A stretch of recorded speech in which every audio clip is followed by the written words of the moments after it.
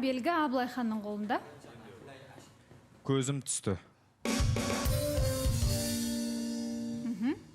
Болды. Ештеңе айтпайсыз ба? Айтпаймын. Ал кімнің не бүлдіргеніне байланысты ақпарат туралы?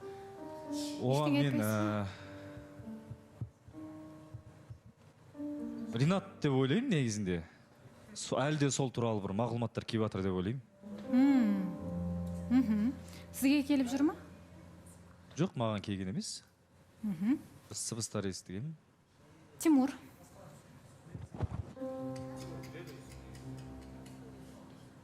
Жоқ, мен енді күдіктенетін нәрсе ешкімнен көріп тұрған жоқпын. Ақпарат шыққаннан кейін білетін шығармыз, не жағдай, кімде болып жатқанын.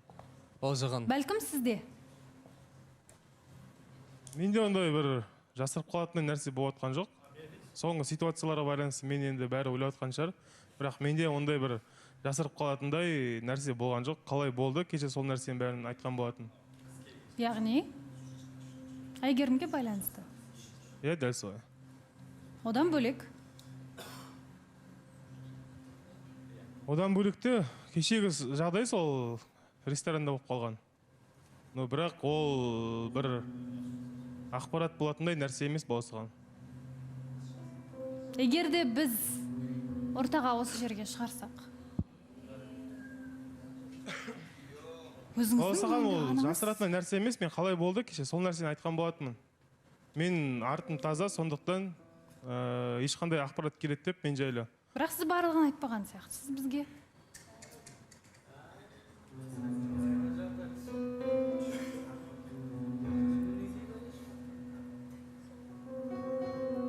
Айтарым сол болсаған. Жасыратын ештеңем жоқ артымда.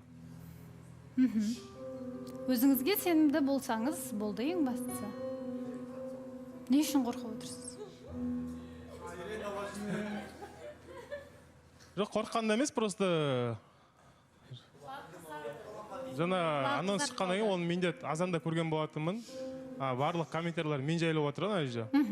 Содан кейін де бір адамда іштей бір нәрсе болады ғой, ештеңе білдірмесе де, бірақ барлығы мен туралы айтып отқаннан кейін бір іштей бір қобалжу деген сияқты нәрселер болады.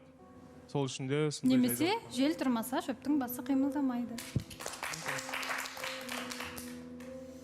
Ернар.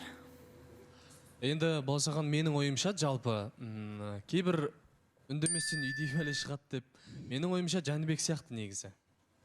Өйткені кейбір кезде сырттан бір үміткерлерді шығарып салады жаңелдегі. Сол тағыда бір-екі жанмен байланысы бар ма деп ойлап қоям, бұрынғы жандармен может байланысы бар шығар. Сол нәрселер бір уже жағаға шығып, етіп уже ұшы көрінетін сияқты менің ойымша енді. Негізі мен өз басым енді таңырқап қалдым. Себебі біраз жандар, қатысушылар бар ішінде, қыз құмар деген сияқты айтып жатыр Жәнібек жайлы. Мен білмейді екем ондай қасиетін, қабілетін дегендей. Мүмкін сол қыздардың бірі шығар Жәнібек. Мен магнитпін ғой, маған тартылады деп қояды. Енді әркім ойлағанмен ғой енді. Негізі бір бұға берген сайын сұға беру деген не болып жатыр да. Бір рет сондай нәрсе болып қалғаннан кейін өткенде де мен де көрдім, оның үшін мен де бәрі сөйтіп ойлап айтып жатыр екен де, негізі қыз құмар Жәнібек деген сияқты. Жоқ, олай емес негізі. Бұл жай ғана бір ситуацияны көріп, сырттан көріп тонып ішу дейсіз ғой.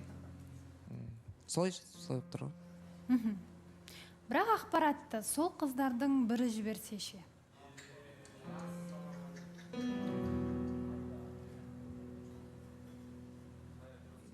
Жоқ, мен негізі ондай бір дүние жасадым деп те ойламаймын. Бәлкім бұл ақпарат тек қана қыздарға байланысты. Мүмкін ұлдар емес шығар. Ұлдар қорықпай отыра берсе болатын шығар. Ағарке? Менің ойымша Бауса ханым, мүмкін Шолпанға байланысты деп ойлаймын. Себебі оның алдында мәселелер шығып еді ғой, бұрынғы жігітімен 3 жыл жүріп, соның Шолпанның прямой эфиріне кіріп жазыпты, саған үміткер келгізбеймін, себебі саған ақпаратым бар деген сияқты, редакцияға жіберем деген сияқты. Мүмкін сол адам келіп айтатыны бар шығар деп ойлап тұрмын. Бәлкім Шолпан дейсіз, иә? Шолпан? Балса ханым, мен ол адаммен уже шешіп қойғанмын, сөйлесіп қойғанмын. Жаңа тиктоктан кейін сол ақпаратты телевидениедан көргеннен кейін ол маған хабарласқан болатын. Мен барып айтамын, керек болса біздің арамызда ешқандай нәрсе жоқ екен деп айтқан болатын. Мен айттым, қажет емес, мен уже айтып қойдым дедім, болды.